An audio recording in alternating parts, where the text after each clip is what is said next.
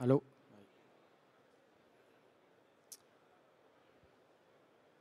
On va attendre 1 ou 2 minutes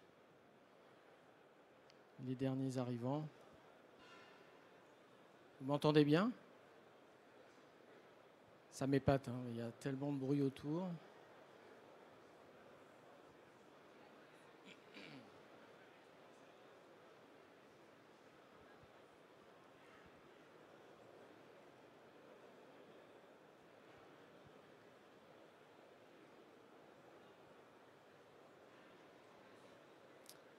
Bon, on va démarrer. Bonjour à toutes et à tous.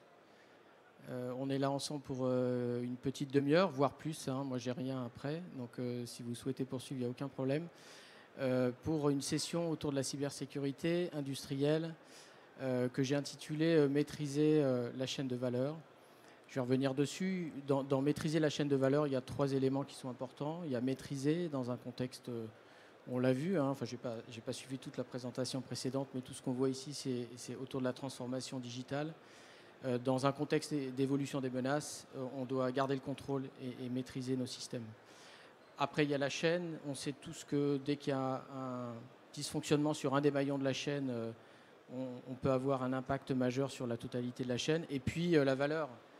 La cybersécurité est là pour apporter et protéger les assets qui ont de la valeur pour l'entreprise et permettent à l'entreprise de continuer à se développer. Voilà, rapidement, donc moi je suis Thierry Manciot. Je suis en charge de la cybersécurité sur le périmètre affaires industrielles chez Sanofi.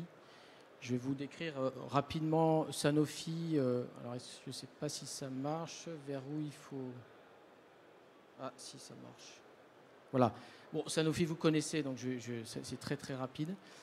Juste importance, donc ce groupe pharmaceutique international présent dans 90 pays dans le monde. 4 grands secteurs de marché, hein, toute la médecine générale, ce qu'on appelle la médecine, CHC, donc la santé grand public, sont les médicaments qui ne nécessitent pas d'ordonnance, donc typiquement le Doliprane, vous devez connaître. Et puis après, tout ce qui est dans le domaine du bio, les vaccins et toute la partie médecine de spécialité, notamment tous les médicaments pour les maladies rares. Je ne vais pas vous abreuver de chiffres. Ce qu'il faut retenir et ce qui est intéressant à comprendre dans le contexte de Sanofi, on travaille avec 4 clouds, 4 fournisseurs de cloud, ce qui n'est pas simple à gérer. Et quand on parle de maîtrise, ça en fait partie. Et puis un tissu industriel qui est relativement étendu, hein, à la fois en termes d'étendue géographique et puis de nombre d'usines. Hein. On a à peu près 90, je dis à peu près parce que ça change régulièrement, mais 90 usines et centres de distribution partout dans le monde. Ce qui est intéressant dans ce contexte assez éparpillé, j'allais dire hétérogène, c'est que pour le coup, l'équipe sécurité, cybersécurité, elle est consolidée. Il y a une seule équipe, ce qui est assez rare dans des grands groupes comme Sanofi ou équivalent. On a une équipe qui est consolidée avec l'ensemble des ressources et des expertises cybersécurité sous un seul patron qui est le CISO du groupe. Jean-Yves Poichotte. Moi, j'adresse la partie affaires industrielles. J'ai un homologue sur la partie R&D, Global Infrastructure. Voilà. Le cybersoc, hein, qui est un élément important, il est évidemment transverse. Et puis, l'ensemble de nos ressources sont de la même manière réparties un peu partout dans le monde. Alors, Sanofi a opéré depuis quelques années maintenant. Hein, c'est pas nouveau, une transformation digitale au sein de l'ensemble des activités des métiers du groupe. Par contre, ça s'est accéléré depuis 2 ans avec l'arrivée d'un Chief Digital Officer qui est membre du COMEX, ce qui n'était pas le cas du tout avant, et qui regroupe l'ensemble des activités digitales, data et puis technologie. Et donc la cyber accompagne en transverse toutes ces activités-là. On va faire un focus sur la transformation digitale des usines, puisque donc, j'allais dire, l'accompagnement, il s'est opéré à la fois sur les secteurs R&D, sur le commerce, et puis évidemment sur la partie industrielle, avec tout ce qui tourne autour de la Digital Factory 4.0. J'entendais un peu la conclusion tout à l'heure. 2 axes majeurs, hein, c'est tout ce qui est paperless, les factories paperless. Juste pour vous donner un ordre d'idée, on est un labo pharmaceutique, donc très régulé. Quand vous avez un lot, un batch de fabrication d'un médicament, d'un produit, ça peut générer de plusieurs centaines de pages juste pour un lot. D'accord ? Donc on a besoin de rendre ça plus efficace et d'utiliser notamment les données électroniques. Et le deuxième axe, c'est la data et l'exploitation de la data pour apporter plus de productivité, plus de flexibilité dans les opérations et les processus industriels. L'ambition, elle est forte puisque Sanofi souhaite déployer ce qu'on appelle les usines du futur. Donc il y en a 25 pour 2025, avec un certain nombre de produits digitaux qui sont en train d'être déployés sur ce périmètre-là et au-delà. L'idée, ce n'est pas de se limiter à 25 usines, autour de l'efficacité énergétique, l'optimisation énergétique, l'efficacité des équipements, tout ce qui est optimisation aussi des processus qualité, de la supply chain, etc. Donc tous ces produits digitaux aujourd'hui ont été conçus, c'est pas fini, il y en a un certain nombre à venir, et ils sont déployés sur l'ensemble des usines du groupe. Et puis je voulais faire un focus parce qu'il est intéressant de mon point de vue sur le concept d'EVF qui est Evolutive Vaccine Facility, donc qui est un concept de nouveau building qu'on est en train de développer chez Sanofi. Côté vaccin, aujourd'hui, un building vaccin, c'est un produit. On fabrique un seul produit avec un seul processus.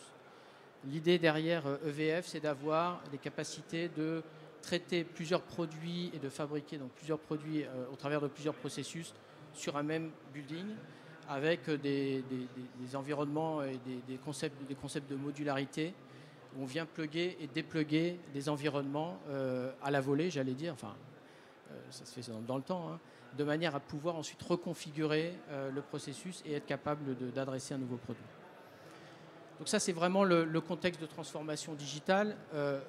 Pour la cyber, c'est ça qui nous intéresse. Les principaux enjeux, c'est on augmente la surface d'exposition aux menaces.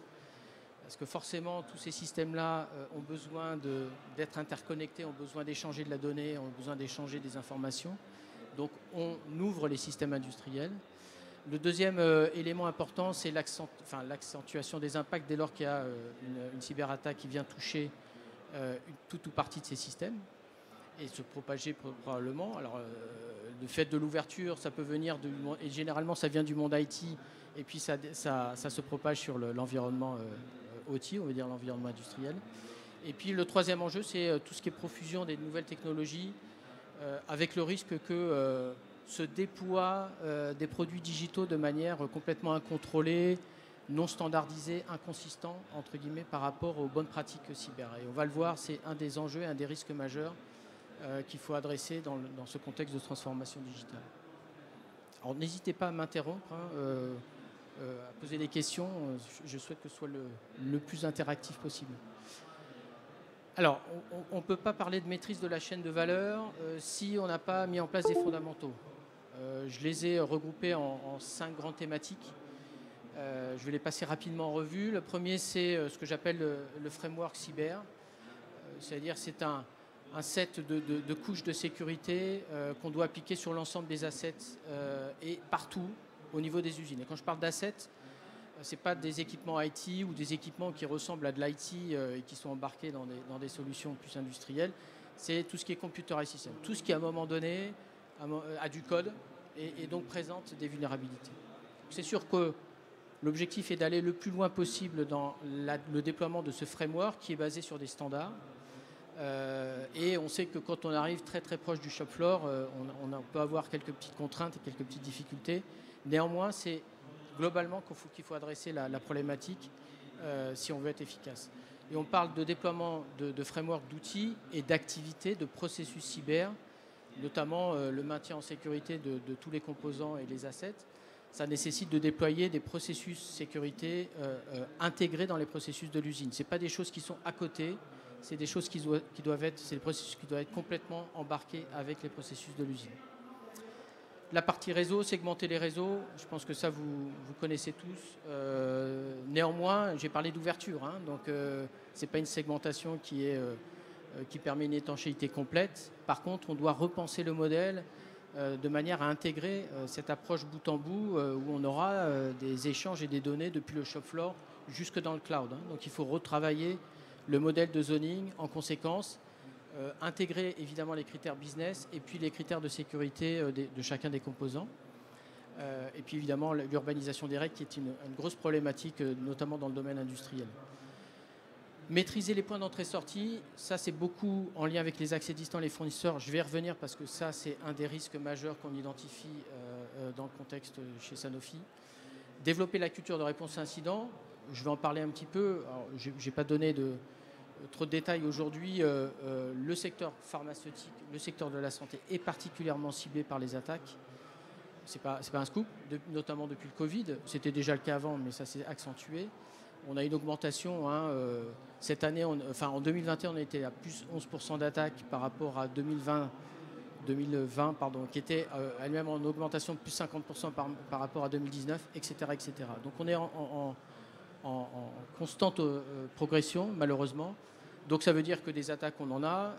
Il faut s'y préparer. Il faut être surtout capable d'entraîner les acteurs sur les sites industriels qui n'ont pas forcément le bon niveau de maturité pour pouvoir interagir avec le cybersoc chez nous et être en capacité d'apporter les bonnes réponses en bonne coordination pour pouvoir parer à des attaques, à des incidents, à des dysfonctionnements sur les sites industriels. Donc c'est ce qu'on fait énormément avec les équipes sur les sites industriels. On les a formés, on continue à les former et on procède à des exercices cyber réguliers de manière à les entraîner. On est même en train de travailler sur des plateformes qui permettent, entre guillemets, j'aime pas le terme, mais de mieux automatiser ces exercices-là pour vraiment faire en sorte que les équipes locales sur les sites industriels aient les bons réflexes. Et ça peut être des choses très simples. C'est comment je contacte le SOC. C'est comment je débranche une machine. C'est comment je mets les outils, s'il n'existe pas, d'investigation pour pouvoir permettre au SOC d'investiguer sur une machine. C'est des choses relativement simples. On ne demande pas que les équipes soient des experts cyber, ce n'est pas leur job. Par contre, elles aient les bons réflexes et elles se coordonnent bien avec le SOC. Et puis le dernier pilier important en termes de fondamentaux, c'est mesurer la performance des sites. Aujourd'hui, mon équipe publie tous les mois un dashboard avec 9 KPI. Alors, j'ai mis 9 KPI qui sont fiables. Ce n'est pas du déclaratif. On a aujourd'hui ce qu'on appelle un Security Data Hub qui est une sorte d'énorme base de données qui contient la totalité, on n'est jamais 100% exhaustif, de nos assets. Alors, sur la partie industrielle, sur la partie R&D, sur la partie globale infrastructure, les sites web, etc. La totalité de nos assets sont référencés dans une énorme base de données, un data lake, dans lequel on va appliquer plus de 300 paramètres sécurité pour évaluer le niveau de conformité de ces assets par rapport à notre référentiel et par rapport au framework dont j'ai parlé. Donc ça, c'est une grande force puisque ça nous permet de monitorer en permanence, parce que c'est rafraîchi en temps réel. Ce sont des données, encore une fois, qui ne sont pas issues de questionnaires. C'est ce qu'on voit sur le terrain. Et donc, c'est automatisé. Donc, on a la capacité à générer ces dashboards et à les publier à l'ensemble des sites. Il est intéressant et important de savoir que tous les sites reçoivent le même dashboard. Donc ils ont la capacité évidemment à avoir leur propre KPI, mais ils ont surtout la capacité à voir celui des petits copains et de vérifier finalement comment ils se positionnent par rapport aux autres et s'ils sont en retard ou pas. Et c'est remonté tous les trimestres à l'Excom. On a un patron des affaires industrielles qui est particulièrement sensibilisé sur les problématiques et les enjeux cyber. Il a bien compris, je pense, et son prédécesseur encore plus, Philippe Luscan, pour ne pas le nommer, que le cœur de business de Sanofi, c'est ses usines. Et si ces usines elles sont piratées, on arrête la production des vaccins ou des produits Sanofi, et puis il y a un impact pour les patients. L'enjeu de Sanofi, c'est de protéger ses patients, c'est de les soigner. Donc derrière, il y a un outil industriel qui est indispensable pour ça. Alors quand on parle de démarche de protection de la chaîne de valeur, j'ai essayé d'illustrer ça de manière j'espère la plus simple possible pour que vous compreniez bien. On part évidemment du produit, c'est ce qui apporte de la valeur, quel que soit le produit, le vaccin, le produit specialty care, etc. Ce produit, il est fabriqué dans des usines, il est distribué dans des centres de distribution avec des processus qui sont bien établis, manufacturing et supply chain, et ces processus sont supportés par des systèmes. Ça peut évidemment des systèmes industriels, mais pas que. Il y a tout un écosystème d'applications et de systèmes qui participent à ce processus-là ou à ces processus-là. Et puis tous les systèmes, quel que soit leur type, quelles que soient les technologies, tous les systèmes, ce sont des assets, à un moment donné, comme je le disais, avec du code, avec un operating system, aussi minimaliste soit-il, avec un certain nombre de failles de sécurité. Donc, sur chacun de ces assets-là, c'est bien ce que j'évoquais quand je parlais de Security Data Hub, on a la capacité de mesurer le niveau d'exposition aux menaces. Vous avez des assets qui sont plus ou moins exposés par rapport à un contexte donné, d'interactivité, de communication. Et puis un niveau de protection et de compliance par rapport au framework que j'ai évoqué précédemment. On rajoute la dimension business avec 3 axes principaux. La criticité business, on a des produits chez Sanofi qui sont particulièrement stratégiques. Voilà, et Sanofi investit beaucoup sur ces produits-là. Donc si on se loupe sur ces produits, on est à côté de la plaque. Donc ça, c'est le premier élément, vraiment la criticité business. Il y a un aspect réglementaire, il y a des assets qui supportent des fonctions qui sont réglementaires, des fonctions GXP par exemple dans le cadre de la réglementation labo. Ça peut être aussi des réglementations cyber, tout type de réglementation. Et puis le troisième volet, ça peut être aussi la partie privacy. Vous pouvez avoir des assets qui supportent qui stockent des données qui sont confidentielles. Donc finalement, ces 3 dimensions-là permettent d'élaborer, d'évaluer ce que j'appelle le business impact. Et puis on corrèle avec le niveau d'exposition et le niveau de protection ou de non-protection. Et on en déduit un score qui est appliqué sur chacun des assets, consolidé au niveau des systèmes, consolidé derrière au niveau des usines, et ce qui permet d'expliquer au patron d'usine, ce qui permet d'expliquer au patron de business concerné, vaccins, specialty care, GMI, etc., où sont les zones de risque, avec une démarche qui est, j'allais dire, structurée. Ce n'est pas du pifométrique, maintenant c'est jamais parfait, mais avec une démarche qui est structurée et qui prend en compte la dimension business, qui fait qu'un patron d'usine, il va comprendre que derrière, ces zones de fragilité, elles sont sur ces systèmes-là, soit parce qu'ils sont obsolètes, soit parce qu'ils sont surexposés, pas bien protégés, etc. Et donc ça va beaucoup plus lui parler, ce qui va permettre d'engager beaucoup plus facilement tout ce qui est plan de rémédiation, parce qu'il y a beaucoup de choses à faire, on le sait, sur les sites industriels, et puis tout ce qui est plan d'investissement, c'est des sommes colossales. Donc il ne faut pas se louper, puis il faut, j'allais dire, adresser les bons sujets en termes de risque business. Ok. Je vais évoquer, parce qu'il y a un élément dont je n'ai pas parlé, c'est sur partie, et c'est finalement un acteur qui est présent sur toute la chaîne de valeur et qui est incontournable et qui nécessite qu'on ait une attention particulière, et d'où le fait que je le partage avec vous aujourd'hui. Alors, on a 3 types de partenaires sur lesquels on fait un focus très spécifique. Ceux qui sont interconnectés avec nous, pour plein de raisons. Ceux qui ont des opérations qui assurent la maintenance, l'infogérance. On a un gros infogéreur sur nos infrastructures, nos applications. Il faut bien qu'ils se connectent à nos environnements. Ça, c'est un exemple. Il y a ceux qui traitent, manipulent, stockent des données sensibles, pas que confidentielles. Ça peut être des données GXP, donc avec un niveau d'intégrité et de disponibilité important en termes d'exigence. Et puis le troisième cas de figure, troisième catégorie de partenaires, ce sont ceux qui peut-être ne sont pas du tout interconnectés, ne gèrent pas du tout de données Sanofi, et par contre ont une activité business, développent, fournissent des produits, des services qui sont indispensables pour la chaîne de valeur et pour le business de Sanofi. Donc on a ces 3 catégories de fournisseurs sur lesquels on fait un focus particulier. Et pourquoi je dis on fait un focus particulier, on est dans un contexte, j'évoquais, de menaces, et je pense que vous lisez tous la presse, vous avez tous accès à Internet, et vous voyez probablement régulièrement des industriels, des partenaires, et l'idée c'est pas de pointer du doigt, nous on peut très bien être dans le lot, qui se font attaquer tous les jours, toutes les semaines, tous les mois, je veux dire, vous en voyez, c'est juste impressionnant. Et ces partenaires-là, il y en a une partie qui sont des partenaires Sanofi. Je présente une liste là, mais encore une fois, c'est pas les noms qui sont importants, c'est le fait que c'est en augmentation constante. Et donc, il faut, par rapport à ce contexte de risque, en termes d'enjeux sur la chaîne de valeur et de menaces par rapport à des cyberattaques, avoir un plan de réponse qui soit adapté, alors que j'ai aussi structuré en partant des phases amont et puis en allant sur les phases plutôt aval. La phase amont, c'est apprécier le risque, ça veut dire vous ne sélectionnez et ne retenez que des fournisseurs qui ont un niveau de maturité cyber qui est acceptable. On ne demande pas à ce que toutes les entreprises et tous les fournisseurs soient au top de la cyber. Par contre, il y a un niveau incontournable, il y a un niveau basique, basique qui est déjà un premier niveau intéressant, au-delà duquel on n'acceptera pas de travailler avec ce fournisseur-là. Donc ça, c'est un assessment qui est fait lors des phases d'appel d'offres, avant de signer les contrats. On a beaucoup travaillé avec le procurement, c'est pas une initiative cyber toute seule, parce que sinon ça aura du mal à avancer. Et donc, dans le process achat, il y a cet assessment qui est fait et qui donne un scoring.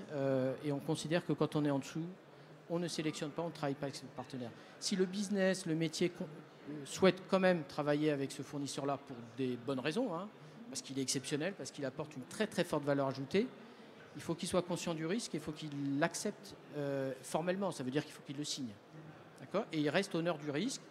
Ça ne veut pas dire que ce sera systématiquement une catastrophe, hein. C'est un des maillons, un des éléments. Néanmoins, on ne peut pas juste être un métier, dire je veux travailler avec tel ou tel fournisseur et ne pas me préoccuper de la cyber. Et si ce fournisseur se fait attaquer et a un impact sur Sanofi, dire je ne savais pas ou je n'ai pas fait ce qu'il fallait. Donc c'est vraiment cette démarche qui est importante. Deuxième élément, là aussi très en amont, c'est on intègre la cyber by design. Moi, un des plus gros risques dans la transformation digitale, c'est quoi ? C'est une usine qui a des objectifs de gain de productivité énormes. J'ai parlé des produits qu'on est en train de déployer. Bon, ça va très très vite. Hein. Il y a le temps qui est un élément très très structurant. Et donc, qu'est-ce qui peut se passer ? C'est les usines et les équipes locales dans les usines se disent j'ai besoin de telle solution. Ils font le choix d'un fournisseur, pas CC. Le fournisseur vient installer la solution, rajoute des composants pas maîtrisés du tout, des fois très proches, voire directement raccordés à la production. Et puis, voilà. Et puis on met ça en prod et à un moment donné, on s'aperçoit qu'il y a un truc qui ne va pas parce que le fournisseur s'est fait attaquer, parce que les solutions qu'on a déployées sur les environnements sont connectées via des connexions 4G, plus tard 5G, etc., non maîtrisées, non connues. Et voilà. Et donc on a une brèche qui s'ouvre sur le site industriel. Donc pour éviter ça, on est dans de la standardisation d'architecture. L'important, c'est que les fournisseurs s'intègrent dans ces architectures standardisées qui sont sécurisées bout en bout. Hein. Le fait qu'on dise on veut maîtriser la collecte de data, de données, de production jusque dans le cloud, ne veut pas dire que c'est impossible. Il y a des solutions, il y a des architectures qui permettent de répondre à ce besoin-là, à cet enjeu-là, mais ça ne se fait pas n'importe comment. Et donc, j'allais dire à l'ensemble des acteurs, évidemment la cyber, mais c'est surtout les équipes digitales et engineering localement sur les sites, à bien intégrer et faire en sorte que les fournisseurs s'intègrent dans ces architectures sécurisées et ne pas déployer des solutions de manière erratique, sans contrôle, avec des mauvaises surprises à la fin. Gérer les accès tiers, j'en ai parlé un petit peu tout à l'heure, mais ça, on est plutôt dans la phase run, dans la phase aval, hein, où finalement les solutions sont en place et on a besoin de donner de plus en plus d'accès à distance aux fournisseurs pour qu'ils soient en capacité d'opérer à distance quand il y a un incident. Voilà. Donc c'est évidemment très contrôlé. Le nombre de fournisseurs qui viennent avec leurs propres solutions d'accès distant, comme c'est un besoin qui est grandissant, chacun, hein, vous avez, et je vais pas citer de nom parce qu'il y en a plein ici, et ce n'est pas une critique, mais chacun arrive avec sa propre solution, donc avec son boîtier, hein, que vous pluguez sur le réseau industriel, évidemment, non contrôlé, non maîtrisé. Alors, il peut y avoir des certifications, il peut y avoir un certain nombre de garanties. Néanmoins, des composants qui sont directement opérés par des tiers, moi, ça ne me plaît pas. Donc c'est pour ça que là aussi c'est pareil, hein, ça ne me plaît pas, mais il faut apporter des solutions. Et donc on a construit, et c'est en cours de déploiement, hein, une solution d'accès tiers sécurisé, standard, qui se veut la plus standard possible, que on incite nos fournisseurs à utiliser pour pouvoir se connecter à distance sur nos environnements. Et puis le dernier volet, c'est malheureusement, je l'évoquais, hein, on a beau traiter tout ce que j'ai présenté avant, il y aura des attaques, il y aura des partenaires qui se feront attaquer, qui auront potentiellement un impact pour Sanofi. Heureusement, jusqu'à maintenant, on n'a pas eu de gros impacts. Ça, c'est le point positif. Aussi, pourquoi ? Parce qu'on a développé un process de réponse à incident qui, dès lors qu'un partenaire remonte qu'il a été attaqué, et ils le font de plus en plus, déjà parce qu'ils n'ont pas le choix, mais aussi parce qu'ils sont conscients des enjeux derrière et ils ont envie quand même de protéger leurs clients. Donc, ils le remontent assez fréquemment, de plus en plus fréquemment. On a un processus qui vise à à stopper les interconnexions, couper les interconnexions quand elles sont présentes, couper tout ce qui est messagerie, enfin bon, faire toutes les opérations nécessaires pour limiter la propagation si à un moment donné il y a propagation. Voilà. Et le dernier point, juste important, on a un service de monitoring dans le dark web, le deep web ou même sur Internet, j'allais dire ouvert, de tous les données ou documents qui sont des documents Sanofi, parfois assez confidentiels, de manière à s'assurer de la non-présence de ces documents-là. On a, je ne vais pas te donner de chiffres, hein, mais une écrasante majorité de ces documents qui sont publiés, qui sont mal protégés, qui proviennent de nos partenaires. Voilà, donc c'est des pratiques qui sont aussi inacceptables et sur lesquelles il faut travailler. Donc on travaille évidemment en détection et derrière en réponse à incident. Et puis, le dernier élément que je veux partager avec vous, je regarde le timing, on n'est pas très loin, puis après je vous donnerai la parole et des questions, j'espère, nombreuses. Finalement, pour garder la maîtrise, c'est pour ça que je le mets à la fin, et ce qui me paraît le plus important, c'est pas de la technique. J'ai parlé beaucoup de programmes et de process et d'approches cybersécurité. Mais si on veut garder la maîtrise, il faut que la cyber soit considérée comme un acteur crédible, reconnu, et j'allais dire valorisé auprès de l'ensemble des équipes, y compris business, pour accompagner la transformation. Si vous êtes perçu comme le bloqueur de service et que vous n'apportez pas des solutions, bah forcément on va vous éviter. Alors il y a des fois ça marchera pas, puis il y a des fois ça va marcher. Donc l'objet là, c'est vraiment d'insister sur un certain nombre de postures qui me paraissent essentielles dans finalement l'exercice de la cybersécurité, qui font que les personnes avec qui on travaille nous reconnaissent et viennent nous voir. Voilà, ça c'est finalement la plus grande fierté. C'est pour ça que je l'ai mis plutôt vers la fin, embarquer les équipes.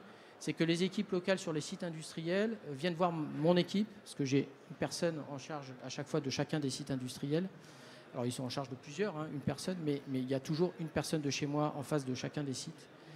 Et les équipes de plus en plus, et principalement digitales, ça c'est normal, locales sur les sites, mais les équipes engineering viennent voir mon équipe pour dire on a un projet, on a une initiative, on veut déployer tel type de solution, on a besoin de vous pour travailler sur le design de la solution et faire en sorte qu'elle embarque bien les exigences. Donc ça c'est une réussite quelque part et une fierté de se dire finalement tout le travail qu'on fait, bah, ça amène à ça et ça permet de garantir la maîtrise. Donc très, très vite, pour être crédible, il faut délivrer et il faut montrer qu'on délivre. Voilà, il n'y a pas de recette. Les projets ou les programmes à très très long terme où on n'en voit pas le bout et surtout on ne voit pas l'avancement, on ne voit pas le progrès, ça c'est pas vendeur et ça n'accroche pas. Et donc c'est travailler par étapes et à chaque fois on délivre et on démontre la valeur de ce qu'on délivre. Deuxième élément, c'est savoir prendre des risques. Alors on ne prend pas des risques inconsidérés, je vous rassure. Mais si on reste sur des postures figées, ça ne marche pas. Voilà, si on reste sur je ne veux pas aller dans le cloud parce que c'est pas bien, si on reste là-dessus, le business vous dit moi c'est ma stratégie, donc on va aller dans le cloud, maintenant tu m'accompagnes. Voilà. Et c'est comme ça qu'on travaille avec l'ensemble des acteurs. Après c'est pas simple, après il y a des solutions, il y a des architectures, je l'évoquais tout à l'heure, à trouver qui évidemment sécurisent l'ensemble de la chaîne, mais on n'est pas en disant non je veux pas.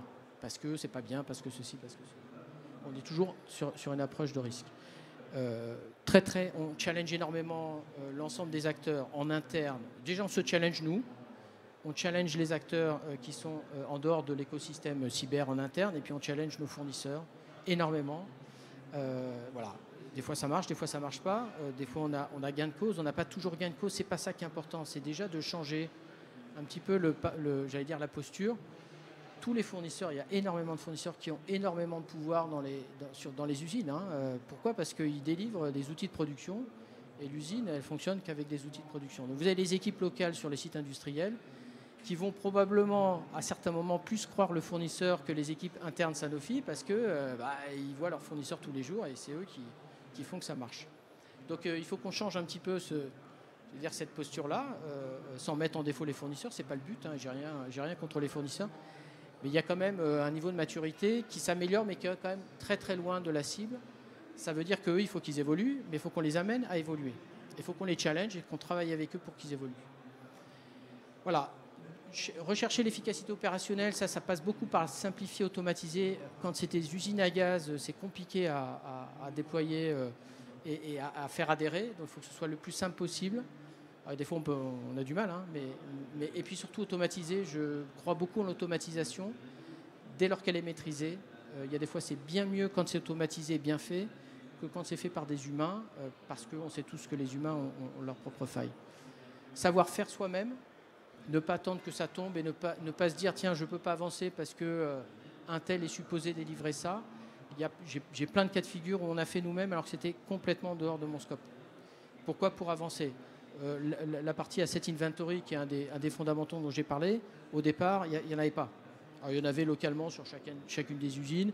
C'était plus ou moins consolidé. Chacun avait son outil, voire des fichiers Excel, hein, pour être très transparent. Voilà. Si j'avais attendu d'avoir quelque chose de consolidé avec une CMDB, aujourd'hui on travaille avec ServiceNow et qui était déployé partout, ben, j'y serais encore aujourd'hui. Hein. Et ça, c'était il y a 5-6 ans. Donc ça veut dire qu'il faut être capable de dire à un moment donné, j'en ai besoin, je veux maîtriser, je veux contrôler, donc je vais me la faire, la CMDB, elle ne sera pas parfaite, mais je vais partir de quelque chose, et c'est avec ça qu'on a travaillé et qu'on a progressé. Et puis l'idée, c'est de ne pas rester dans ce modèle-là en permanence. Voilà, et embarquer les équipes, c'est finalement le mot de la fin, parce que c'est pour moi le plus important. On travaille énormément avec les équipes IT digital, centrales et locales. D'ailleurs, on fait souvent le pont, et c'est pour ça qu'on est crédible, c'est que les équipes locales sur les sites industriels, on est une grosse entreprise, donc on a beaucoup de services qui sont centralisés. Bah, les équipes locales nous sollicitent pour faire en sorte que le service en centrale fonctionne correctement. Parce que nous, on a les pieds dans les deux mondes, hein, dans le monde central digital et puis dans le monde local industriel. Donc ils s'appuient des fois sur nous pour faire ce lien-là. Donc les équipes IT et locales sur les sites, les équipes engineering, j'en ai parlé, les équipes qualité, on est un labo pharmaceutique, vous ne faites rien sans la qualité. Et c'est pareil, il faut savoir un peu les challenger, parce que des fois on fait de la surqualité. Et ce qui fiche tout, hein, vous ne pouvez pas patcher un système, vous ne pouvez pas appliquer de patch sécurité parce qu'il est qualifié, puis si on le touche, on est obligé de requalifier. Non, on ne requalifie pas tout. On n'a pas besoin de tout requalifier parce qu'on applique un patch sur un système d'exploitation type Windows. Et on a énormément de machines qui tournent sur Windows. Donc c'est ce type de relations et d'échanges que l'on a notamment avec ces équipes. Voilà, business, procurement, etc. Voilà, j'en ai fini. Déjà, merci pour votre attention. Et puis je suis ouvert à toutes vos questions, remarques, donc n'hésitez pas. Je ne sais pas comment ça marche, il y a des micros. Il y a un micro que vous pouvez... Ouais. Est-ce qu'il y a des questions déjà? Oui. Alors, l'équipe Global Cyber, on est entre 70 et 80. Voilà. Ouais, moi, chez moi, on est 15. Pour tout le périmètre, industriel. Alors, c'est 15 internes, après il y a des prestataires. Voilà, c'est pas énorme. Hein. Quand vous regardez le footprint industriel, maintenant, je vais juste aller un petit peu au-delà par rapport à la question. Évidemment, il faut qu'on soit une masse suffisante. Ça ne sert à rien d'être des centaines et des centaines. Pourquoi? Parce que quand vous êtes une équipe cyber trop importante, qu'est-ce que font tous les acteurs? Ils disent, il y a une équipe qui est assez conséquente, dont c'est les jobs, donc on va tout leur confier, et puis ils vont faire tout ce qu'ils doivent faire. C'est pas ça la philosophie. La philosophie, c'est d'apporter les frameworks, d'apporter les standards. Mais c'est pas juste il y a qu'à Faucon, hein, c'est pas vous devez faire ci, c'est on les accompagne, on fait avec, on construit, etc. Puis à un moment donné, c'est allez-y. Donc on est dans une démarche avec les sites industriels, j'ai ce que j'appelle un RMH, un Risk Management Head, qui est notre interlocuteur. Généralement, il fait partie des équipes IT digital locales. Des fois, il fait partie de l'équipe engineering, mais bon, peu importe. Donc c'est notre interlocuteur. On co-construit avec eux, avec ces personnes-là, de manière à ce que tout ce qu'on déploie, au début, on ne leur a pas posé de questions, on a dit, on connaît l'État, on connaît les menaces, on sait où est-ce qu'on doit aller. Donc le framework dont j'ai parlé, ça a été progressif, mais on ne leur a pas posé la question, on ne leur a pas dit est-ce que vous voulez, etc. Maintenant, on est plus dans une démarche où on commence à avoir un certain niveau de maturité. Et donc, nos interlocuteurs, c'est ce que j'évoquais, on les amène à se poser des questions et surtout à faire eux-mêmes. Ils ont les outils, ils ont le SDH dont j'ai parlé, Security Data Hub, ils ont les dashboards, ils ont tout à leur disposition pour être en capacité de faire.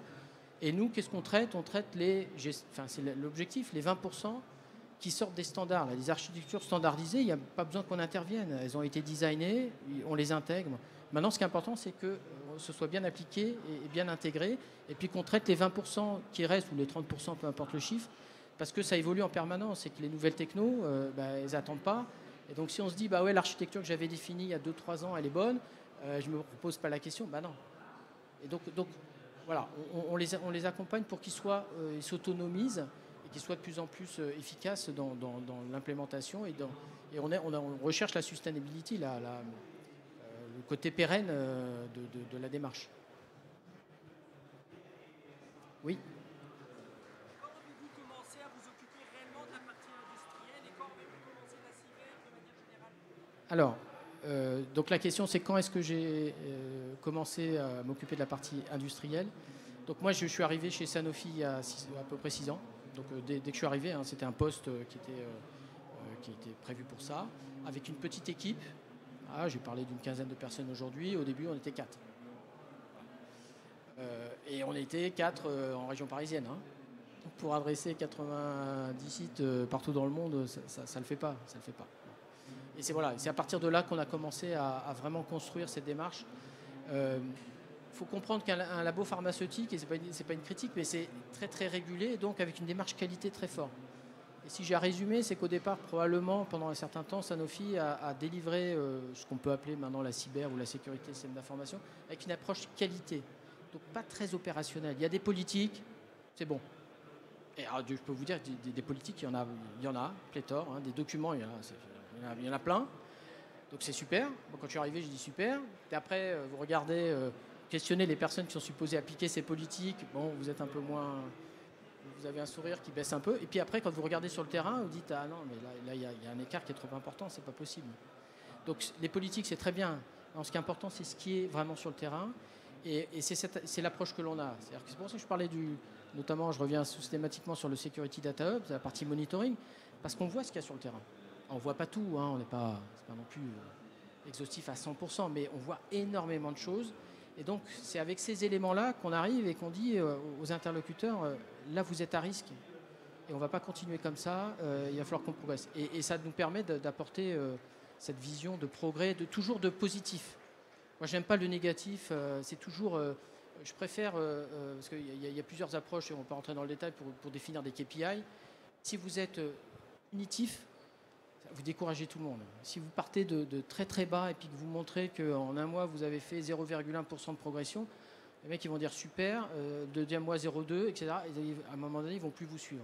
Donc il faut aussi construire la démarche de manière à inciter, à engager, à mobiliser. Et ça passe par de l'encouragement quelque part. Il faut que les mecs ils voient que ça monte. Et que ça monte et qu'ils voient des résultats tangibles.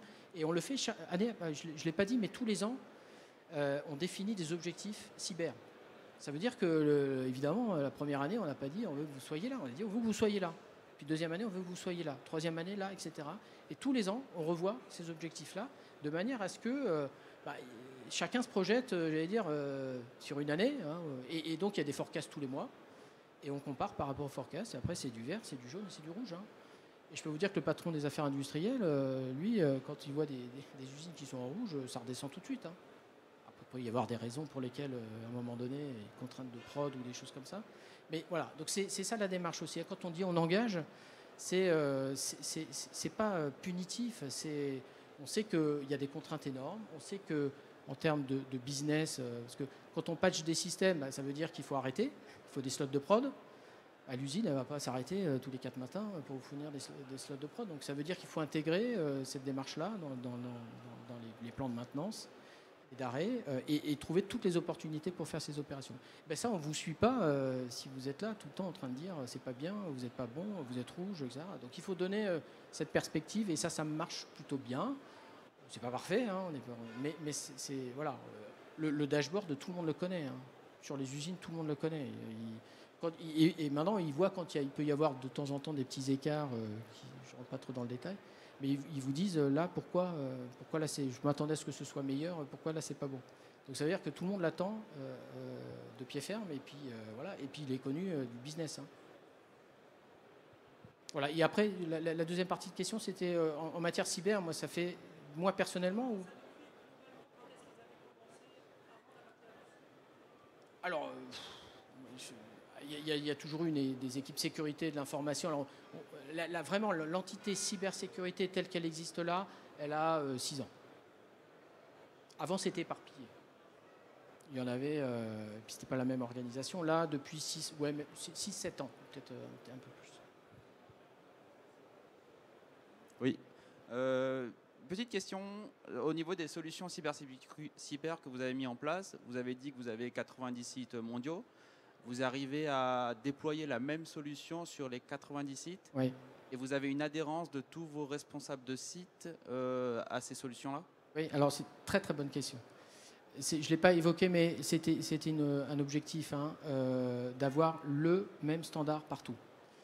Je ne vais pas citer de marque, on s'en fout. Oui, non. Et voilà, la solution de protection contre les malwares, c'est la même partout. Il n'y en a pas une pour les systèmes industriels spécifiques. Ça veut dire quoi? Ça veut dire que il faut travailler avec les fournisseurs. Et il y a plein de fournisseurs qui vous disent « Ah ben non, mais moi je ne supporte pas cette solution, je supporte celle-là. » Et moi je leur dis... Donc ils disent bah, si vous installez ça, alors c'est les équipes Sanofi souvent qui disent mon fournisseur m'a dit que si on installait ça, il ne me supportait pas. Et moi je leur dis combien de fois c'est arrivé? Combien de fois c'est arrivé qu'en plein incident où la prod elle est plantée, on vous dit ah non mais j'interviens pas parce que vous avez installé Symantec au lieu de McAfee ou au lieu de la version Tartampion. Combien de fois c'est arrivé? Zéro. Donc entre eux, c'est pour ça que je parlais de posture dogmatique, de dire ah non c'est pas possible parce que mon fournisseur ne me supportera pas. Non, ce qu'il faut dealer avec les fournisseurs, c'est ce qu'on fait avec un certain nombre de fournisseurs, c'est de dire ça c'est nos standards. Il n'y a pas à tortiller. On va installer ces solutions-là. Par contre, s'il y a un incident, on se met d'accord. Ça, il y a des fournisseurs qui nous ont écrit formellement là-dessus pour dire on vous supporte. Par contre, on vous demandera peut-être de désinstaller la solution parce qu'elle est peut-être à l'origine du dysfonctionnement. D'accord ? Donc c'est comme ça qu'il faut l'aborder parce que sinon, vous avez vu vous êtes tous, je ne vous connais pas personnellement, probablement travailler dans le monde industriel, le nombre de fournisseurs avec le nombre de solutions, le monde industriel, c'est tout sauf standard. C'est tout sauf standard. Donc ils se standardisent de plus en plus parce qu'ils voient que, j'allais dire, les technos du futur, la Digital Factory, c'est quand même beaucoup de standards de l'Internet, de l'IT. Donc les fournisseurs sont amenés à se standardiser de plus en plus, à standardiser aussi leurs solutions, etc. Mais on y est très très loin aujourd'hui, très loin. Donc c'est vraiment je suis assez intransigeant là-dessus. Voilà, et puis on a des discussions un peu houleuses. Et du coup, au niveau de la souveraineté, vous n'avez pas des problèmes de souveraineté entre différents pays? Non. Non, Sanofi, un groupe, on m'a déjà posé la question, est un groupe international. Au niveau du board, on a des acteurs différents. C'est une société française, mais elle est internationale. Vous n'allez pas dire aux Américains, je ne veux pas de cloud, parce que on travaille 4 clouds, je dis, et des clouds américains, cloud chinois, parce qu'on n'a pas le choix. Voilà, on ne va pas dire je suis une société française et je vais me couper des providers principaux qu'il y a aux États-Unis. Mais il pourrait y avoir des entreprises des entreprises en Chine par exemple, qui pourraient ne pas vouloir faire sortir les informations ou utiliser des devices plus chinois. Il y a un contexte en Chine particulier, mais ça c'est pas propre à Sanofi. Donc oui, il y a une réglementation particulière en Chine. Donc on s'adapte. Et c'est pour ça d'ailleurs, juste, je ne l'ai pas mentionné, on a une équipe dédiée en Chine. Voilà, alors qui fait Greater China, il ne fait pas que la Chine. Parce qu'il y a un contexte quand même politique assez particulier. Alors je ne sais pas si on a encore le temps. Apparemment, vous avez eu un petit message. Non, 3 minutes, on m'a dit. D'accord, 3 minutes. Donc merci déjà pour votre présentation, c'était super clair. Merci d'avoir répondu à toutes ces questions. On voit en tout cas qu'il y a pas mal de choses qui ont été mises en place tant sur les process et les solutions. Je suppose que la typologie des attaques évolue déjà sur ces 6 dernières années. Vous parliez déjà d'une augmentation. Quelles sont les préoccupations que vous avez aujourd'hui qui ne sont pas encore complètement adressées et quels sont les chantiers de demain?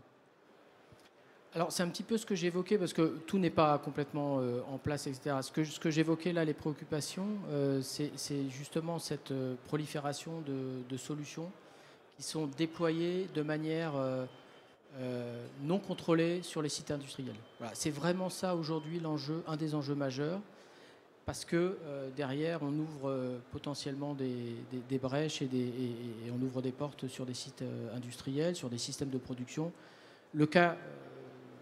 Il n'y a pas d'aspect de confidentialité, mais quand j'évoquais des solutions où des acteurs locaux sur un site industriel vont choisir une solution tiers, la font déployer, cette solution amène des capteurs, des équipements qui sont à un moment donné raccrochés à la prod, ça existe ça. Ça existe. Aujourd'hui, c'est pour moi un des enjeux majeurs, un des gros challenges, voilà, et qui nécessite de l'adresser j'allais dire, à la fois sur les aspects architecture, sur le volet fournisseur, je l'évoquais, et puis sur le volet engagement et mobilisation des équipes. Finalement, on a, dans cette transformation digitale, on ne peut pas se dire je vais adresser qu'un seul pan ou qu'un seul élément. C'est pour ça que la chaîne de valeur, enfin la notion de chaîne, elle est vraiment importante. Le bout en bout, il est essentiel. Le deuxième gros challenge qui est un peu lié à ça, mais qu'on voit de plus en plus, cette fois-ci, c'est des solutions industrielles dans le cloud. Voilà, c'est pas je capte de la donnée sur mes zones de production et je les envoie dans le cloud pour faire du data analytics, hein, pour la faire court. C'est mon MES, il est dans le cloud. Voilà, donc le MES dans le cloud, c'est pas anodin, et on travaille dessus parce qu'on va vers ça. Je vais pas dévoiler de secret, mais on a nos compétiteurs. Son MES aujourd'hui, il est hébergé dans le cloud et c'est une solution full cloud. Alors, je ne dis pas qu'il faut faire la même chose, mais en tout cas, Sanofi se pose ces questions-là pour intégrer de plus en plus de systèmes, y compris des systèmes industriels. Alors après, à un moment donné, il y a toujours le shop floor, hein, donc ça reste physique, mais d'où l'enjeu de connectivité. Hein. Comment j'apporte de la connectivité shop floor vis-à-vis du cloud? Et comment je standardise cette couche de connectivité? Je la standardise, je la sécurise. Hein. Mais déjà, comment je la standardise? Quand vous regardez le bouli-boulga que c'est sur la partie shop floor, c'est tout sauf standard. Alors, il y a de l'OPC-UA, ouais, mais bon, ça fait pas, c'est pas la solution miracle. Et puis, vous avez plein de solutions d'équipements qui ne sont pas compatibles, d'équipements qui ne fonctionnent pas avec les standards. Donc, c'est ça l'enjeu. Hein.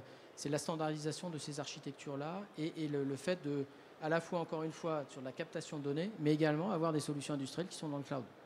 C'est les gros enjeux. Hein. Et on travaille dessus avec les équipes Digital Industrial, avec les équipes Engineering, etc., pour arriver à des choses qui soient consistantes. Je suis désolé, je suis un peu bavard. D'autres questions? Non? Bon, en tout cas, merci pour votre attention et cet échange. Et puis, bon salon, hein, profitez bien.